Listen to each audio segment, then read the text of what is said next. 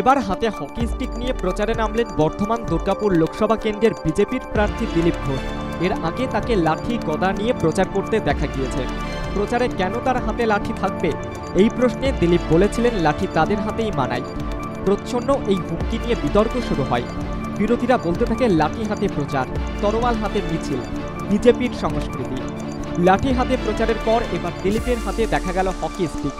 ফের বিতর্ক শুরু হতেই সাফাই দিতে দেখা যায় দিলীপকে। কেন তার হাতে হকি স্টিক এই প্রশ্নে তিনি বলেন, রাজ্যে খেলাধুলোর রসাতলে গিয়েছে।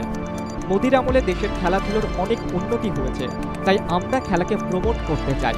তাই এদিন প্রচারে তার হাতে হকি স্টিক দেখা যায় বলে দাবি করেছেন দিলীপ ঘোষ। জানিয়ে ফের নতুন করে শুরু হয়েছে বিতর্ক। আমরা খেলাধুলাকে প্রমোট করতে চাই। মোদী সরকার আসার পরে অলিম্পিক, কমনওয়েলথ, এশিয়ান গেমসে ডজন ডজন পদক আছে। 100-র বেশি, 100 অলিম্পিক এতে হয়ে গেল, এশিয়ান গেমসে 25টা হয়ে গেল অলিম্পিকে।